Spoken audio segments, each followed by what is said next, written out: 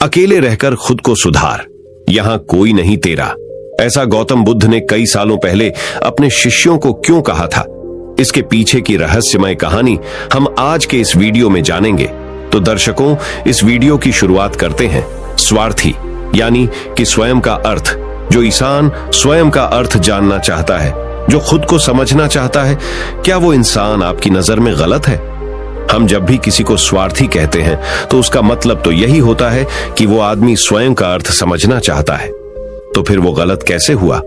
स्वार्थी शब्द दुनिया की नजर में, समाज की नजर में एक अलग ही नजरिए से समझा जाता है। अक्सर हम अपने आसपास ऐसे बेहद से लोगों को देखते हैं जो स्वभाव से बहुत अच्छे प्रतीत होते हैं, यानी कि सब लोगों की मदद करते हैं, सबसे अच्छा व्यवहार रखते हैं।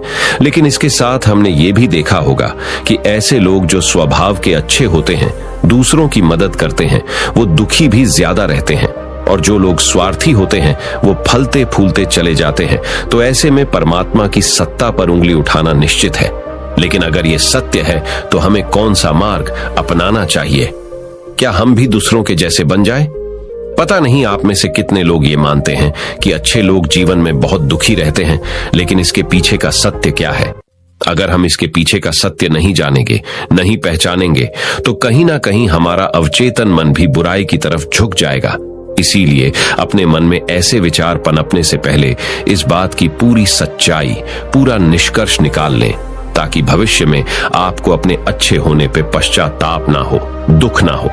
आज की जो बौद्ध कहानी मैं आपको सुनाने वाला हूं, उसमें आपको 5 ऐसे तरीके पता चलेंगे जिसके माध्यम से अगर आप कर्म करते हैं तो आप अच्छे कर्म भी कर पाएंगे और दुखी भी नहीं होंगे। एक गांव में आनंद नाम का एक युवक रहता था। उसका भरा पूरा परिवार था। उसके 2 बच्चे थे, उसकी पत्नी थी, लेकिन उसके माता पिता इस दुनिया से चल बसे थे। इसीलिए पूरे परिवार की जिम्मेदारी उसी के कंधों पर थी। बच्चे अपनी पढ़ाई करते थे और उसकी पत्नी अपने घर गृहस्थी के कामों के साथ गाय, भैंस, बकरी इत्यादि का दूध बेचकर अपना घर चलाती थी। और आनंद पहाड़ में पत्थर तोड़ने का काम करता था। बहुत ही मेहनत भरा काम था। पूरे दिन काम करता तो रात को थक कर घर पर वापस लौटता। लेकिन इतनी मेहनत करने के बाद भी अगर आनंद को गांव का कोई भी आदमी मदद के लिए बुलाता तो आनंद कभी भी मना नहीं करता था। उसके जीवन का एक ही सिद्धांत था, अगर मैं दूसरों की मदद करूंगा तो परमात्मा मेरा साथ देंगे, परमात्मा मेरे साथ कुछ बुरा नहीं होने देंगे। आनंद अपने इस सिद्धांत का पालन बहुत ही कड़ाई के साथ करता था। वह इस सिद्धांत पर इतना विश्वास करता था कि अगर कोई बाहर का आदमी उससे मदद मांग ले तो वो अपने घर का काम भी अधूरा छोड़कर उस आदमी की मदद करने के लिए पहुंच जाता था, जिसकी वजह से उसकी पत्नी बहुत परेशान रहती थी। वो अक्सर आनंद को समझाने की कोशिश करती थी कि सबसे पहले अपना काम, अपने परिवार को देखो। 2 बच्चे हैं हमारे और फिर भी तुम दूसरों के काम करने में लगे रहते हो। अरे अपने घर को तो संभालो। अपना घर संभाल नहीं रहा, दूसरों की मदद करने चले हैं। और जब ऐसी ऐसी बातें आनंद के कानों में पड़ती तो उसके हृदय में कांटा चुभने लगता था और उन दोनों में लड़ाई झगड़ा शुरू हो जाता था। अक्सर उनके लड़ाई झगड़े का यही सबसे बड़ा कारण होता था। लेकिन ना तो आनंद अपने आप को बदल पाया और ना ही उसकी पत्नी ने उसको समझाना कभी बंद किया। इसी वजह से आए दिन उनके घर में क्लेश होता रहता था। जहां तक उस गांव वालों की बात थी तो वो आनंद के स्वभाव को जानते थे और वो जानबूझकर जो काम आसान भी होता था, जो उनके सामर्थ्य में भी होता था, उस काम के लिए भी वो आनंद को बुलाते थे ताकि उन्हें कम मेहनत करनी पड़े। कहने का अर्थ ये है कि गांव वाले आनंद के इस शिष्टाचार का फायदा उठाते थे, लाभ उठाते थे और सब पीछे से उसका मजाक उड़ाते थे, उसे बेवकूफ कहते थे। ऐसे ही समय भी तरह और एक दिन आनंद की पत्नी बहुत ज्यादा बीमार पड़ गई। आनंद से जो कुछ भी सेवा हो सकती थी उसने वो सब अपनी पत्नी के लिए किया। उसने गांव के वैद्य को बुलाकर अपनी पत्नी की जांच करवाई, लेकिन ये रोग उस वैद्य की पकड़ के बाहर था। इसीलिए उस वैद्य ने कहा कि तुम अपनी पत्नी को नगर में जाकर किसी बड़े वैद्य को दिखाओ तो तुम्हारी पत्नी की जान बच सकती है। जल्द से जल्द नगर पहुंचने की व्यवस्था करो, नहीं तो तुम्हारी पत्नी के प्राण संकट में हो जाएंगे। ये सुनकर आनंद के पैरों तले जमीन फिसल गई। उसने ये नहीं सोचा था कि उसकी पत्नी के प्राण संकट में है। वो सोच रहा था कि कोई साधारण सा रोग होगा जिसका इलाज हो जाएगा। लेकिन जब उसने वैद्य की यही बात सुनी तो वो घबरा गया। अब पत्नी को नगर तक कैसे लेकर जाएं? क्योंकि उसके पास इतना धन नहीं था। कि वो अपनी पत्नी के लिए एक घोड़ा गाड़ी करके उसमें अपनी पत्नी को लिटाकर नगर में ले जा सके। उसकी पत्नी की हालत बिल्कुल चलने की भी नहीं थी, इसलिए उसे नगर पहुंचाने के लिए किसी घोड़ा गाड़ी की जरूरत थी। संयोग से उसके पड़ोसी धन्मू के पास एक घोड़ा गाड़ी थी। वो अक्सर व्यापार के लिए अपनी घोड़ा गाड़ी नगर में लेकर जाया करता था। इसीलिए आनंद के मन में विचार आया कि मैं धन्मू की घोड़ा गाड़ी ले सकता हूँ। मैं धन्मू की इतनी मदद करता हूँ, कभी उसके काम को नहीं टालता, तो वो तो मेरे काम को कभी मना ही नहीं कर सकता। और यही सोचकर वो घोड़ा गाड़ी लेने के लिए धन्मू के पास पहुंच जाता है। लेकिन धन्मू बहुत ही चालाक इंसान था। वो बिना किराए के अपनी घोड़ा गाड़ी अपने सगे संबंधियों के लिए भी नहीं ले जाता था, तो आनंद की तो दूर की बात रही। जब आनंद ने उससे घोड़ा गाड़ी के बारे में पूछा तो उसने ये कहकर उसका ये काम टाल दिया कि मेरे घोड़े बहुत ज्यादा बीमार हैं, वो शायद बच भी मुश्किल से पाएंगे। 5 दिनों से वो कुछ नहीं खा रहे, तो ऐसे में बेचारा घोड़ा गाड़ी लेकर कहा, नगर तक पहुंच पाएगा। हाँ, अगर तुम कुछ धन की व्यवस्था कर सकते हो तो मैं अपने एक मित्र की घोड़ा गाड़ी तुम्हारे लिए मंगवा सकता हूं। यह सुनकर आनंद परेशान और चिंतित हो गया, क्योंकि उसके पास धन तो था ही नहीं। इसका मतलब उसकी पत्नी बड़े नगर में वैद्य के पास इलाज के लिए पहुंच ही नहीं पाएगी। उलझन भरे हुए विचार लिए हुए जब आनंद वापस आ रहा तो उसने एक दिल दहलाने देने वाला दृश्य देखा। उसने देखा कि धन्मू के घोड़े, जो धन्मू के अनुसार बीमार थे और कुछ खा भी नहीं रहे थे, वहीं घोड़े गांव का ही एक युवक उसकी बाट से खोलकर बाहर ला रहा था और गाड़ी में उसको जोत रहा था। ये देखकर पहले तो आनंद को कुछ समझ में नहीं आया। उसके बाद जब आनंद ने उस युवक से पूछा तो उसने बताया कि धन्मू ने ये घोड़ा गाड़ी उसे किराए पर दी है। ये सुनकर आनंद का दिल टूट गया। उसने कभी सपने में भी नहीं सोचा था कि उसका सबसे अच्छा मित्र धन्मू उसके साथ ऐसा कर सकता है। हालांकि ये इस बात पर दुखी होने का वक्त नहीं था, इसीलिए आनंद वहां से जल्दी से लौट जाता है और गांव के ही एक सेठ के पास जाकर कुछ धन उधार लेकर धन्मू को दे देता है। धनु अपने मित्र की घोड़ा गाड़ी मंगवा देता है, जिसके बाद वो अपनी पत्नी को वैद्य के पास नगर में ले जाता है। जब उसकी पत्नी का इलाज चल रहा था तो आनंद यही सोच रहा था कि एक वो दिन था जब धन्मू की बेटी बीमार हो गई थी और धन्मू यहाँ पर नहीं था, तो मैं पूरी रात वैद्य जी के पास उसके लिए बैठा रहा था। उसकी देख रेख की थी, उसकी सेवा की थी। इतने दिनों तक धन्मू नहीं आया था, तब मैं ही उसके परिवार की देख रेख किया करता था। हाय, कैसा दुर्भाग्य है ये, जिसके लिए मैंने इतना कुछ किया।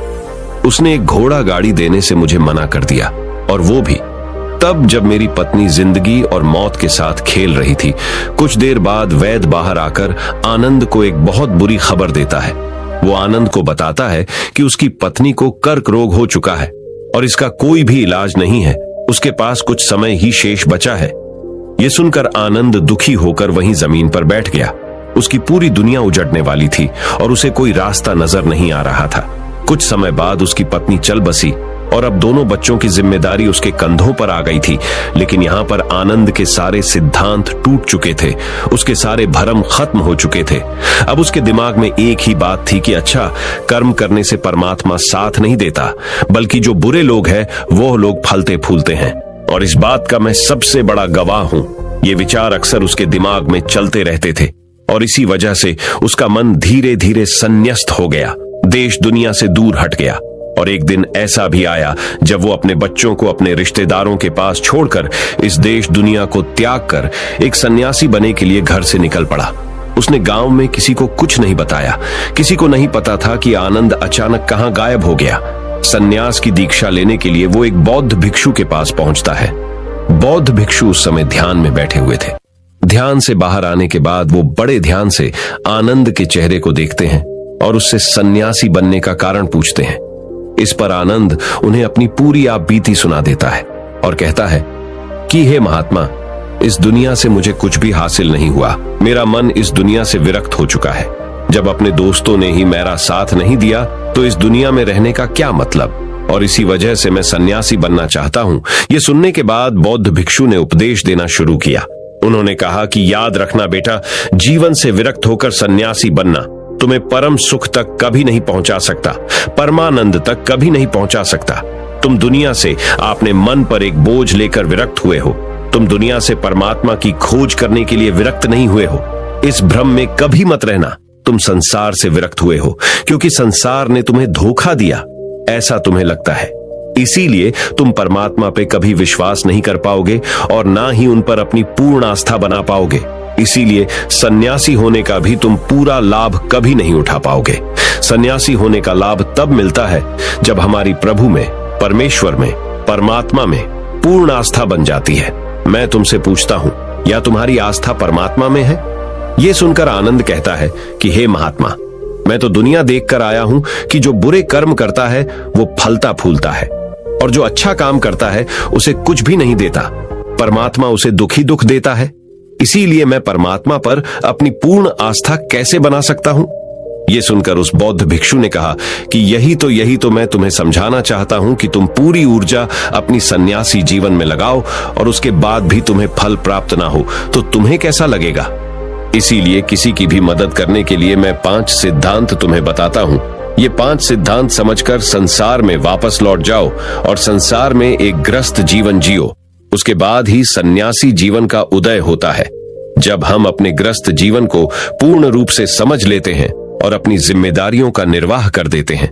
ये कहकर बौद्ध भिक्षु ने कहना शुरू किया कि जब भी तुम किसी की सहायता करते हो, किसी की मदद करते हो, तो उसमें सबसे पहली बात, सबसे पहला सिद्धांत जो ध्यान में रखने का होता है वो होता है कि किसी की मदद करते वक्त, किसी की सहायता करते वक्त कभी भी उससे उम्मीद मत रखना।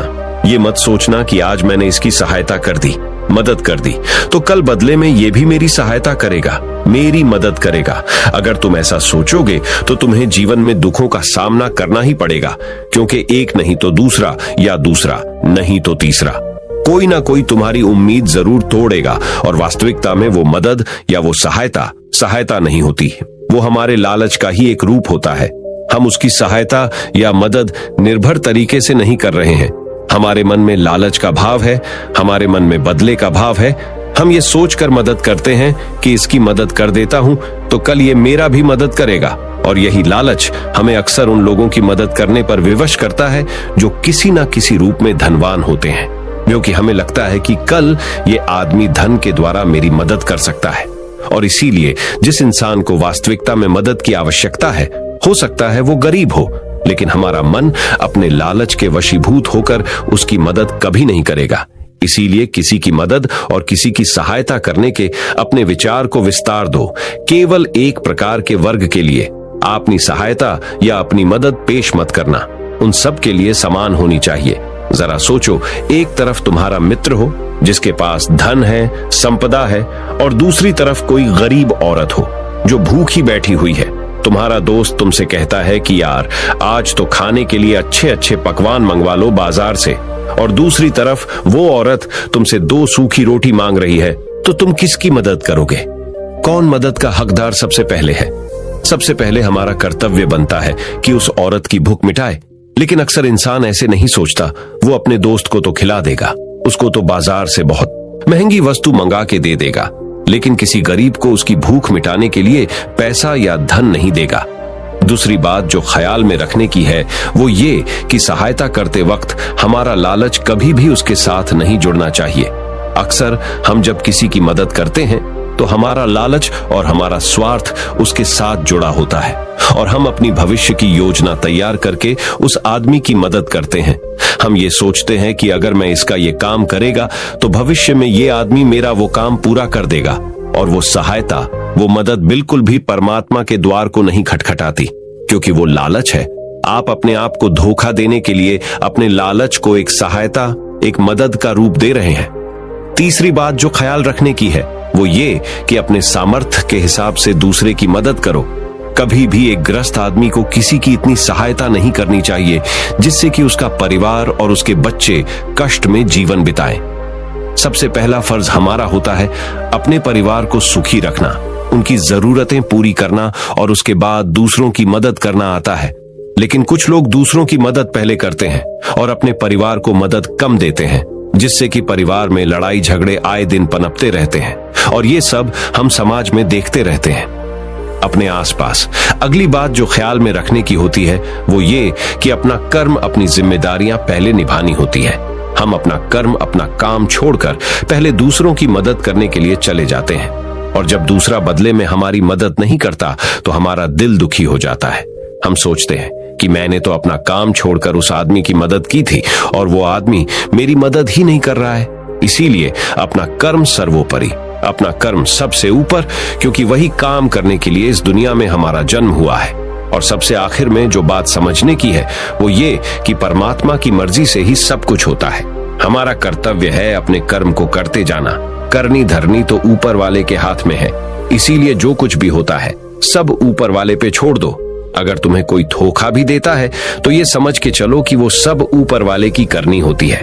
आप ये मान के चलो कि मैं करता नहीं हूं, मैं तो एक माध्यम हूं, करवाने वाला तो वो है, उसके सामने किसकी मर्जी चली।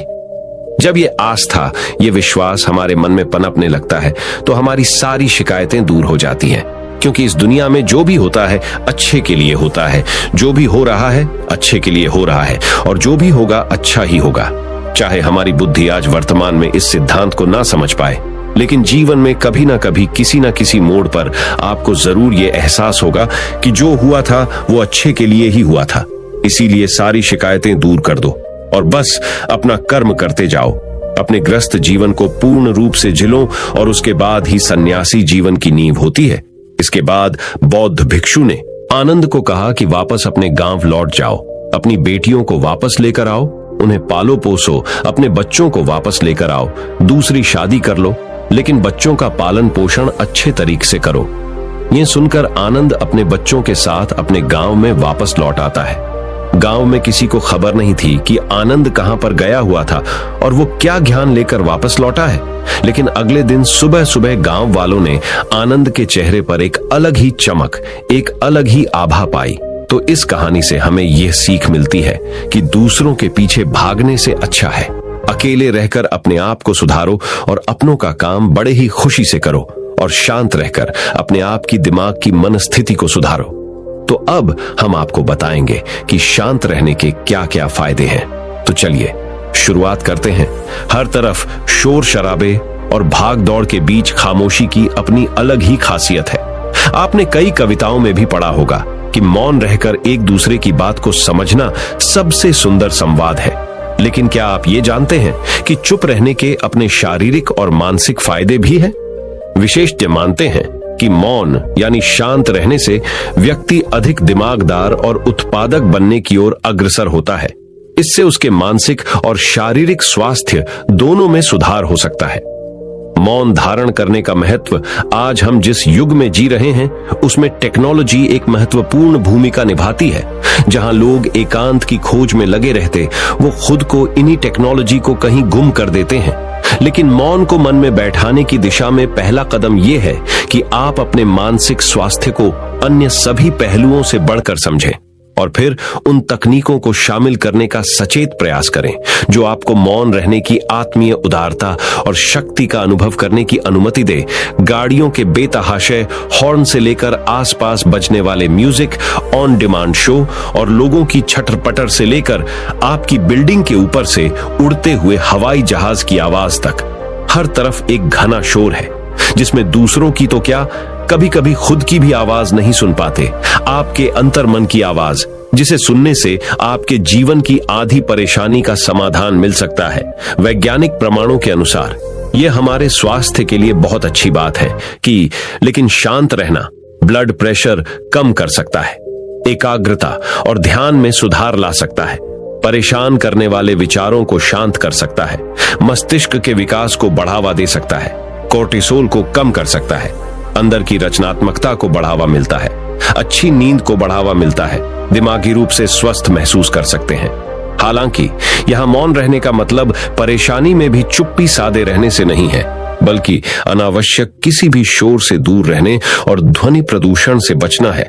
मौन रहते हुए धीरे धीरे गहरी सांस लेने से और भी फायदे मिल सकते हैं। चुप रहना है अनेक समस्याओं का हल। तनाव घटाने और एकाग्रता बढ़ाने के लिए हम आपको अब 9 फायदे बनाएंगे।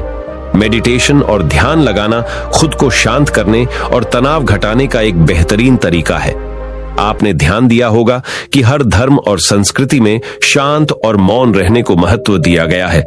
चाहे आप इसे धार्मिक नाम दें या जीने का एक तरीका माने, लेकिन दिन भर में कुछ समय तक शांत रहना आपके स्वास्थ्य के लिए बहुत फायदेमंद साबित होता है। कई साइकोलॉजिस्ट भी कॉन्फिडेंस बढ़ाने, कंसंट्रेशन बढ़ाने, मन की शांति और पॉजिटिव थिंकिंग के लिए कुछ मिनट मौन धारण करने की सलाह देते हैं। जब हम कुछ समय मौन या चुप रहते हैं तो हमें खुद से बात करने का मौका मिलता है। हम चिंतन मनन करते हैं जिससे हमारा मन शांत होता है, दिमाग रिलैक्स रहता है और हमारा दिमाग नई ऊर्जा और विचारों से भरता है। चलिए आपको बताते हैं चुप या मौन रहने के 9 फायदे। पहला फायदा, दिमाग बेहतर काम करता है। एक रिसर्च के मुताबिक अगर हम दिन भर में कुछ मिनट शांत रहते हैं तो हमारा दिमाग रिचार्ज होता है और बेहतर काम करता है। इसके लिए दिन भर में सिर्फ 3 मिनट चुप रहने से शुरुआत करें। ऐसा करने से आप देखेंगे कि आपका दिमाग ठंडा तो रहता ही है, आपके व्यक्तिगत रिश्तों में भी सुधार होता है। दूसरा फायदा, तनाव वाले हार्मोन नियंत्रित होते हैं। आज के दौर में हर तरफ शोर ही शोर है। इसकी वजह से दिमाग में तनाव पैदा होना लाजमी है। ऐसे में अगर आप हर रोज कुछ देर मौन रहने की प्रैक्टिस करते हैं तो इससे आपके तनाव पैदा करने वाले हार्मोन के लेवल में कमी आती है। इससे आपका दिमाग शांत होता है, गुस्सा नियंत्रित रहता है और तनाव बढ़ाने वाले हार्मोन्स का लेवल घटता है।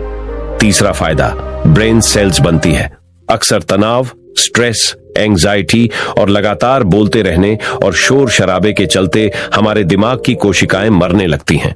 ऐसे में कुछ देर मौन रहने से हमारे दिमाग की सेल्स दोबारा बनती है और उनका पुनः निर्माण हमारे दिमाग की शक्ति बढ़ाता है। इससे हमारी एकाग्रता बढ़ती है और दिमाग तेज होता है। चौथा फायदा, क्रिएटिविटी बढ़ती है। जब हम दिन भर की उलझनों में उलझे रहते हैं, इस वजह से हम शांत होकर सोचने समझने की क्षमता खोने लगते हैं। इस वजह से हमारी क्रिएटिविटी खत्म होने लगती है। जब हम कुछ देर मौन रहते हैं तो हमारे दिमाग की नई नई क्रिएटिविटी उभर कर सामने आती है। हम में सोचने समझने और सुनने की क्षमता बढ़ती है और हम कुछ नया कर पाते हैं। पांचवा फायदा, परिस्थितियों का सामना बेहतर ढंग से करते हैं। एक रिसर्च में पाया गया है कि जो लोग मौन रहने की आदत डालते हैं वो मुश्किल और तनावपूर्ण परिस्थितियों से बेहतर ढंग से निकल पाने में सक्षम होते हैं।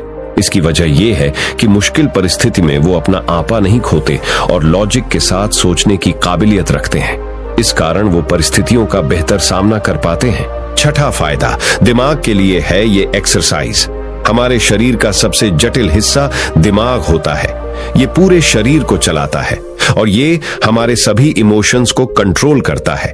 ऐसे में जरूरी है कि हम अपने दिमाग को भी व्यायाम करवाएं। जिस तरह शरीर को मजबूत बनाने के लिए शारीरिक व्यायाम जरूरी है, उसी तरह दिमाग को मजबूत बनाने के लिए उनकी ताकत बढ़ाना जरूरी है।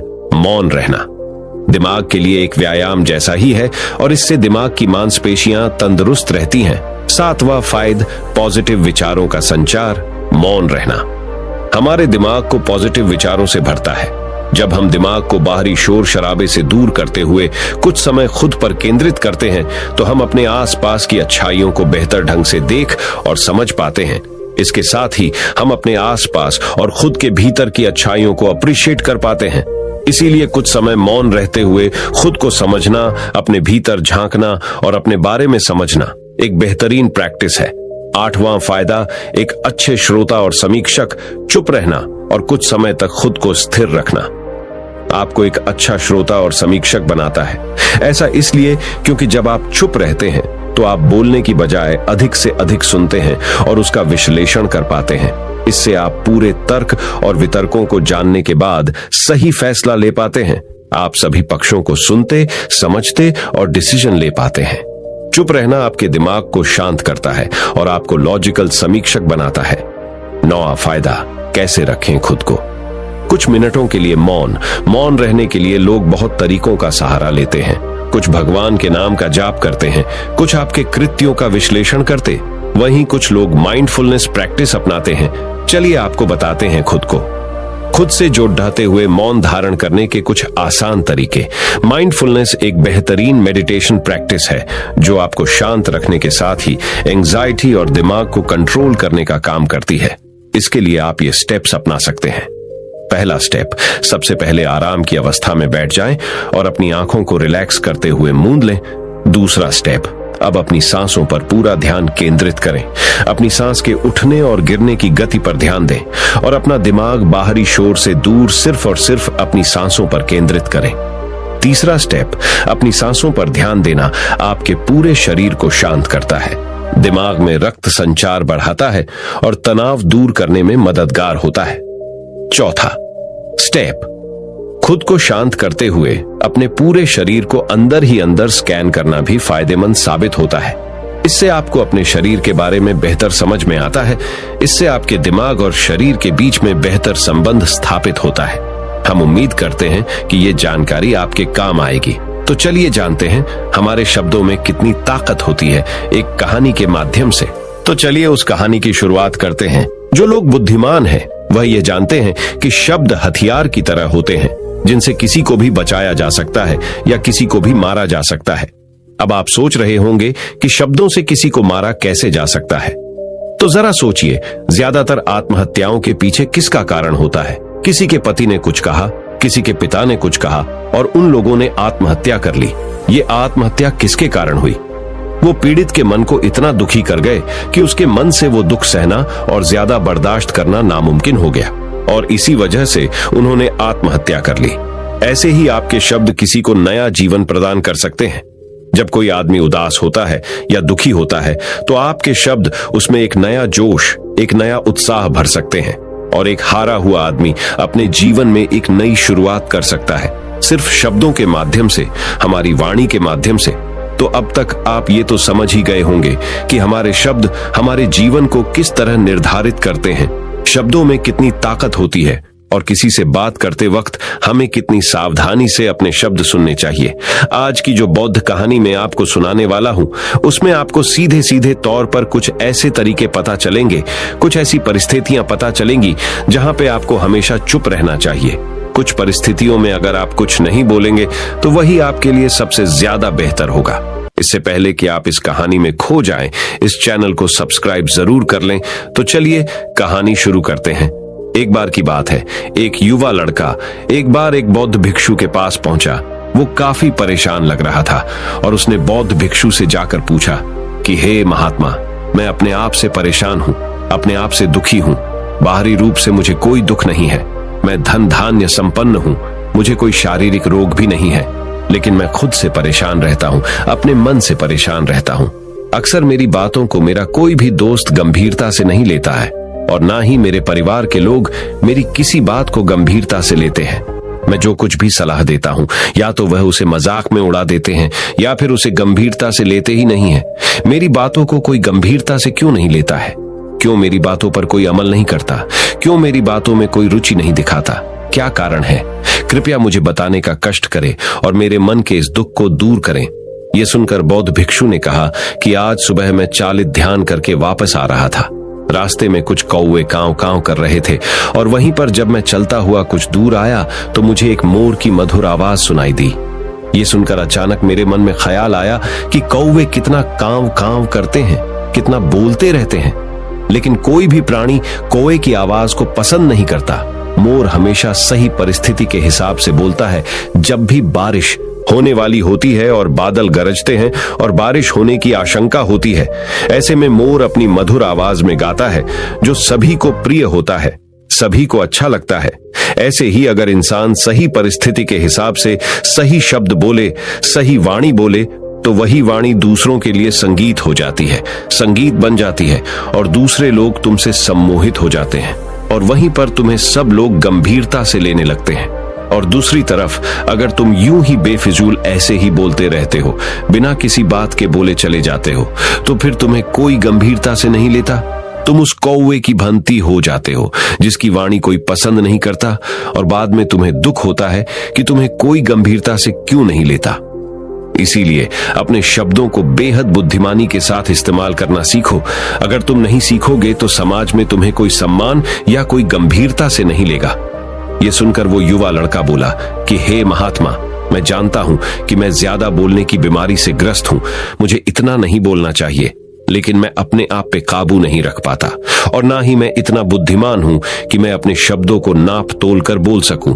मैं तो किसी से बात करते वक्त इतना सोचता भी नहीं कि मुझे अपने शब्द किस तरह इस्तेमाल करने हैं। कृपया करके कुछ ऐसी परिस्थितियां बता दीजिए जहां पर मुझे कम बोलना है या फिर बोलना ही नहीं है, हमेशा चुप रहना है।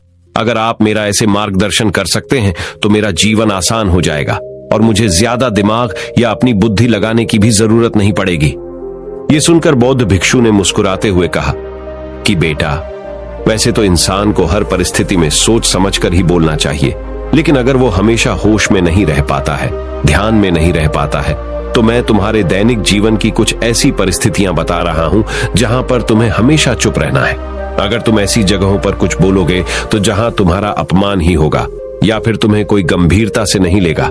सबसे पहली जगह है, या यूं कहे ऐसी परिस्थिति जहां पर इंसान को हमेशा चुप रहना चाहिए, वो है जब किसी ऐसे विषय के बारे में बातचीत हो रही हो जिसके बारे में आपको कोई जानकारी ही नहीं है। तो ऐसी परिस्थिति में व्यर्थ में बीच में टांग अड़ाना, अपना ज्ञान देना, व्यर्थ का ज्ञान, आपको कुछ पता नहीं है लेकिन फिर भी आप अपना ज्ञान देने के लिए उत्सुक हैं, तो ऐसी जगह पर आपका अपमान ही होगा। जरा तुम खुद सोचो, जब कोई बीमार आदमी अपनी बीमारी के बारे में चर्चा कर रहा हो और आपको उस बीमारी के बारे में कोई भी ज्ञान नहीं है, लेकिन फिर भी आप व्यर्थ में, बेकार में उसे ऐसी ऐसी औषधियों बता रहे हैं जिनका उसकी बीमारी से कोई तालमेल ही नहीं है, तो ऐसे में आप अपनी प्रतिष्ठा अपने हाथों से खो रहे होते हैं और आपको पता ही नहीं होता। ऐसी परिस्थिति में आदमी को हमेशा सुनना चाहिए। ध्यान से सुनना भी एक कला होती है। अगर आप सुनने का दिखावा करेंगे तो कहीं ना कहीं सामने वाले आदमी को ये एहसास हो जाता है कि ये मेरी बात पूरे ध्यान से नहीं सुन रहा है। इसीलिए जब आपको किसी विषय के बारे में पूरी तरह से जानकारी ना हो तो वहां पर केवल अपने कान लगाना ही ज्यादा महत्वपूर्ण होता है, ज्यादा जरूरी होता है। आप उस इंसान की बातें ध्यान से सुन सकते हैं और इसी बीच आप दोनों के बीच एक संबंध पैदा होगा और उस संबंध सच्चा होगा, क्योंकि आपने उसके बात को बड़े ही ध्यान से सुना है और इस बात का पता सामने वाले को भी होता है। तो हम बिना कुछ बोले, सिर्फ सुनने मात्र से किसी को अपना दोस्त बना लेते, अपना मित्र बना सकते हैं। इस बात को हमेशा ध्यान में रखना। दूसरी जगह जहां इंसान को हमेशा चुप रहना चाहिए वो है खाना खाते वक्त। खाना इंसान को हमेशा चुप रहकर खाना चाहिए, मौन रहकर खाना चाहिए। महात्मा बुद्ध और उनके भिक्षु हमेशा चुप रहकर भोजन करते हैं, शांत भाव से भोजन करते हैं, परिपूर्ण होकर भोजन करते हैं, पूरी तरह से करते हैं, एक एक टुकड़े का स्वाद लेकर भोजन करते हैं। और ऐसा भोजन जब आपके शरीर में पहुंचता है तो वो आपके अंग अंग तक ऊर्जा पहुंचाता है। अक्सर हम भोजन करते वक्त कुछ ना कुछ बोलते रहते हैं, कुछ ना कुछ सुनते रहते हैं, लेकिन मौन रहकर पूरा स्वाद लेकर उस भोजन को कभी नहीं करते। हम उस भोजन को करते वक्त आधे अधूरे ही रहते हैं और इसीलिए हमारा शरीर रोगों से ग्रस्त हो जाता है। जरा तुम खुद सोचो, बौद्ध भिक्षु हमेशा भिक्षा लेकर भोजन करता है और भिक्षा भी कितनी बिल्कुल मामूली सी, और वो भी एक वक्त। तो एक वक्त भोजन करने के बाद भी वो इतने स्वस्थ रहते थे, इतने उत्साह, जोश और आनंद से भरे होते थे। और हम तो इतना खाना खाते हैं, इतने सारे भोजन की सामग्री हमारे लिए उपलब्ध होती है, लेकिन हमारे शरीर में कोई ऊर्जा नहीं होती। इसका सबसे बड़ा कारण होता है कि हम अपना भोजन होश में नहीं करते हैं, परिपूर्ण होकर नहीं करते हैं, मौन रहकर नहीं करते हैं। इसीलिए अपना भोजन हमेशा मौन रहकर ही करो। तीसरी जगह जहां पर अगर आपने चुप रहना सीख लिया तो इसका मतलब यह है कि आपने अपने ऊपर विजय हासिल कर ली। जी हां, गुस्से में शांत रहना या चुप रहना इतना आसान नहीं होता है। अक्सर हम गुस्से से भरकर कुछ ऐसे शब्द या अपशब्द बोल जाते हैं जिसका पछतावा हमें हमेशा बाद में होता रहता है। लेकिन जुबान से निकला हुआ शब्द वापस नहीं हो सकता, उस शब्द को मिटाया भी नहीं जा सकता। अब वो जिंदगी भर हमारे दामन से जुड़ चुका है और वो गुस्से में बोला गया। अब शब्द हमारे मन को समय समय पर बेचैन करता रहता है, दुखी करता रहता है, लेकिन गुस्से के वक्त चुप रहना सीखना भी एक बहुत बड़ी कला होती है। गुस्से में आदमी का अपने ऊपर काबू कहां रहता है, अपनी इंद्रियों को वश में कहां रख पाता है। इसीलिए इस कला को आप तभी सीख सकते हैं जब आप गुस्सा भी होश में रहकर कर पाए। जब भी आपको गुस्सा आए, आपके दिमाग में सिर्फ एक ही बात आए कि मुझे चुप रहना है, मुझे किसी से कुछ गाली गलौच नहीं करना, किसी को कोई अपशब्द नहीं बोलना। और जब ये विचार गुस्से के साथ जुड़ जाता है और धीरे धीरे ये आदत बन जाता है तो आप अपने गुस्से को भी काबू में करना सीख जाते हैं। जब भी कभी गुस्सा आए तो किसी को कुछ बोलने की बजाय कुछ शारीरिक व्यायाम करना शुरू कर, उछलना, भागना, दौड़ना, जिम करना, कुछ भी। आप ऐसा व्यायाम कर सकते हो जिसमें आपका शरीर थक जाए। आप पाएंगे कि जब आपका शरीर थक जाता है तो आपका मन भी शांत हो जाता है। आपने उस गुस्से की ऊर्जा को एक सकारात्मक रूप दे दिया और यही बुद्धिमान व्यक्ति की पहचान होती है, जो दूसरों के तानों से भी अपना घर बना लेता है, अपनी कामयाबी के रास्ते निकाल लेता है। वही सच में बुद्धिमान आदमी है। जो जहर को भी दवा बनाकर इस्तेमाल करना सीख जाए, वही असली बुद्धिमान होता है। चौथी जगह जहां आप चुप रहेंगे तो आपके लिए वही सबसे ज्यादा बेहतर होगा, वही आपको सम्मान दिलाएगा। चौथी जगह है जब चार लोग आपस में बैठकर बातें कर रहे हो, कोई बैठक कर रहे हो, तो वहां पर जब चार लोग बात कर रहे होते हैं तो चारों लोग एक साथ तो बात कर नहीं सकते। एक बार में एक व्यक्ति बोलेगा और तीन सुनेंगे, तभी वो बैठक कामयाब हो पाएगी, तभी वो चर्चा सही रूप में आगे बढ़ पाएगी। लेकिन अगर कोई आदमी ऐसा बैठा हुआ है जो बीच में ही दूसरे की बात काटकर अपनी बात को ऊपर रखना चाहता है, तो ऐसे में वो चर्चा या वो बैठक आपको कहीं नहीं पहुंचाएगी और चारों लोगों के बीच आप सबसे मूर्ख कहलाओगे। अगर आपको अपनी बात कहनी है तो सामने वाले को अपनी बात पूरा करने दो, उसके बाद अपने विचार रखो। यही एक भद्र पुरुष या फिर कहीं अच्छे आदमी की पहचान होती है।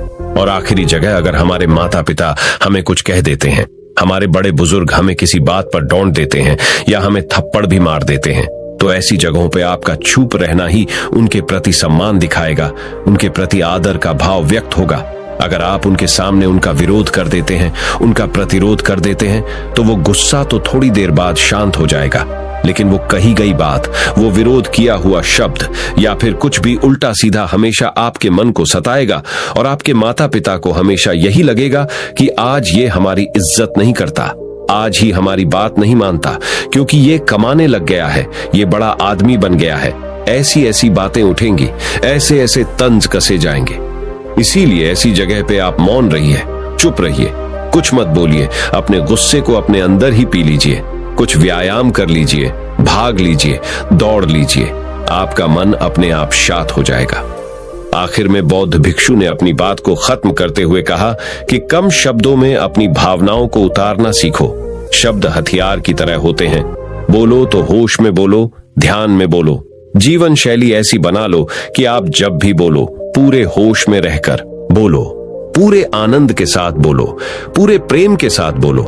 ऐसी वाणी बोलो जो दूसरे के दिल को ठंडक पहुंचाती हो, दूसरे के मन को भी शांत कर देती हो, और वो तभी संभव है जब आप प्रतिपल होश में रहकर बोले। इसके बाद वो युवा लड़का बौद्ध भिक्षु के सामने नतमस्तक हो गया और उनको प्रणाम करते हुए अपने घर वापस लौट गया।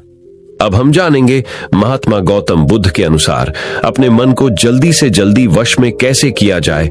तो चलिए जानते हैं गौतम बुद्ध से शांति के फायदे। तो आपको पता चल गए अब गौतम बुद्ध के अनुसार अपने मन को कैसे संयमित किया जाए। चलिए उसके बारे में जानते हैं। भगवान गौतम बुद्ध कहते थे, ये संसार एक माया जाल है जो कि मनुष्य को अच्छाई भी दिखाता है और बुराई भी दिखाता है। कभी सुंदरता दिखाता है तो कभी दुर्बलता दिखाता है। कभी यह संसार मनुष्य को आकर्षित करता है और कभी कभी मनुष्य को इतना उलझा देता है कि मनुष्य को खुद के जीवन का ध्यान ही नहीं रहता। इसलिए संसार के माया जाल से बचने के लिए भगवान गौतम बुद्ध कहते हैं, जो पुरुष अपने खुद के इंद्रियों से कभी नहीं हारा, वह संसार से या पूरे ब्रह्मांड के किसी भी चीज से कभी हार ही नहीं सकता। वह मनुष्य जहां भी हो उसकी विजय निश्चित है। दोस्तों, आपको बता दे कि इंद्रियों का मतलब होता है कान, नाक, त्वचा, जीभ, हाथ। इन 5 शरीर के भागों को मुख्य इंद्रियां कहा जाता है। इन इंद्रियों को जो पुरुष या स्त्री अपने मन से संयमित कर पाते हैं, वह पुरुष या स्त्री बड़ी ही आसानी से संसार के महासागर को पार कर लेते हैं। यानी कि किसी भी चीज से वह आकर्षित नहीं होते और अपना कर्म बड़े ही विश्वास के साथ करते रहते हैं। ऐसे ही मनुष्य संसार में या इस लोक में या परलोक में बार बार विजयी होते रहते हैं। तो चलिए जानते हैं कि हमारे मन को कैसे वश में किया जाए ताकि हम इस संसार के माया जाल में फिर से ना फंसे। भगवान गौतम बुद्ध कहते हैं, मन को वश में करने के लिए सबसे पहले आपको यह जानना होगा कि आपके शरीर से श्रेष्ठ आपकी इंद्रियां होती हैं। आपकी इंद्रियों से श्रेष्ठ आपका मन होता है और आपके मन से श्रेष्ठ आपकी बुद्धि होती है और अंततः बुद्धि से श्रेष्ठ आपका आत्मा होता है और आत्मा से भी श्रेष्ठ परमात्मा होते हैं, यानी भगवान होते हैं। तो अगर आपके मन को वश में करना है तो सबसे पहले आपकी बुद्धि में यह विचार करें कि मैं आज से बुरे कामों के बारे में सोचूंगा भी नहीं और मेरे अच्छे काम विश्वास से करता रहूंगा। दोस्तों, अगर आप बुरी आदतों के बारे में सोचोगे ही नहीं तो वह आदतें आपकी बुद्धि पर हावी नहीं होगी और आप कभी गलत काम नहीं करोगे। तो सबसे पहली बात तो यह है कि अपने बुद्धि में से बुरी आदतों को निकाल दो और अपनी बुद्धि में जो भी आपका काम है उस काम के बारे में विचार डालना शुरू कर दो। फिर आपकी बुद्धि आपके मन को आपके काम के बारे में संदेश देगी और मन सभी इंद्रियों को वश में करके आपके काम के ऊपर लगा देगा। तो इसी तरह से करते करते आपका मन एक दिन अवश्य ही वश में हो जाएगा और जिस व्यक्ति का मन वश में हो जाता है उस व्यक्ति के मन में हमेशा ही भगवान वास करते हैं। तो देखा दोस्तों, मन को वश में करने के लिए सबसे पहले आपको अपनी बुद्धि को अपने काम के बारे में ज्ञान देना होगा और बुद्धि में से बुरी आदतों को बिल्कुल निकलना होगा, यानी कि उनके बारे में सोचना ही छोड़ना होगा। तब जाकर आप अपने मन को वश में अवश्य ही कर पाओगे और जब आप पूर्णतः आप अपने मन को वश में कर लोगे तब आपके लिए सुख दुख सर्दी गर्मी और मान अपमान सब एक जैसा होगा और आप इस दुनिया के माया से परे हो जाओगे। आपको कोई भी चीज आकर्षित नहीं कर पाएगी, उल्टा आपसे ही लोग आकर्षित होंगे और आप जैसा भी काम करते हैं लोग भी आपको देखकर वैसा ही काम करेंगे और लोगों को आप एक आकर्षित और बुद्धिमान मनुष्य लगोगे। इसलिए हमारे भागवत गीता में भगवान कृष्ण ने यह कहा है कि मन का सारा खेल है, मन के हारे हार है और मन के जीते जीत है। ऐसा ही हमारे भगवान बुद्ध ने और ना जाने कितने सफल लोगों ने कहा है। भगवान बुद्ध ने कहा है कि जिसने अपने मन को वश में कर लिया है उसकी जीत को देवता भी हार में नहीं बदल सकते हैं। अर्थात मन को वश में करने का नाम ही आत्म संयम है, जिसका अर्थ है अपने आप को वश में करना, अर्थात मन वचन और कर्म पर अधिकार प्राप्त करना, ताकि शरीर से कोई अशुभ कार्य न होने पाए, जिससे कोई अपशब्द न निकले और मन में कभी अशुभ विचार न उठने पाए। यदि मनुष्य अपनी इंद्रियों का प्रयोग उचित ढंग से करता है तो ही उस मनुष्य को दूसरों को ज्ञान देने का अधिकार है। यदि उसका अपने मन पर अधिकार नहीं है, उचित और अनुचित का ज्ञान नहीं है, तो वह मनुष्य के पद से गिरकर अन्य योनियों में गिने जाने योग्य हो सकता है। एक कथन है कि हम जैसा सोचते हैं वैसा ही बन जाते हैं। वास्तव में यह विचार नहीं अपितु विचारों का संसार है। हमारी सोच और विचारों का प्रभाव हमारे मन पर गहरा असर छोड़ देता है। मनुष्य के मन में विचार ही बार बार उभर कर आते हैं जो मनुष्य को दिशा देने का काम करते हैं। विचार ही मस्तिष्क को गति प्रदान करते हैं और गलत विचार क्रोध की ओर जाने को विवश करते हैं। यह हमारी भूल है कि हम सोचते हैं कि वचनों की कोई शक्ति नहीं है। संसार में जो भी हुआ, जो भी हो रहा है और जो भी होगा सब हमारे कर्म के प्रभाव से हुआ है और जो हो सकता है और आगे जो होगा वह कर्म की शक्ति से होता है, वह विचारों की शक्ति होती है। यदि हमारे अंदर आत्म संयम नहीं है तो आत्मिकता का धन हमारे हाथ नहीं आ सकता है। हम इंद्रियों के जाल में फंसकर पहले तो निर्मल होंगे, फिर अपमानित होते हुए पहले अपना अनिष्ट करेंगे और फिर किसी और का करेंगे।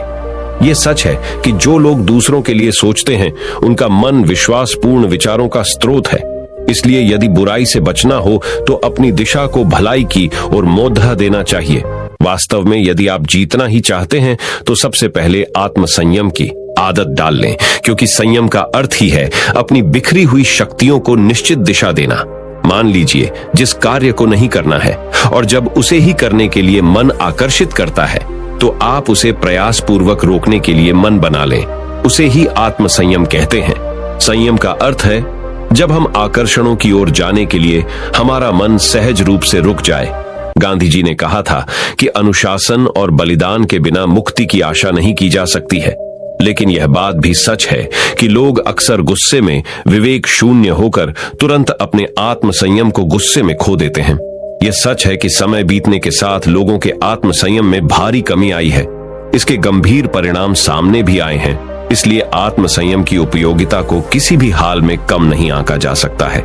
लेकिन यह भी सच है कि शुरुआत में आत्म संयम का मार्ग थोड़ा कठिन लगता है।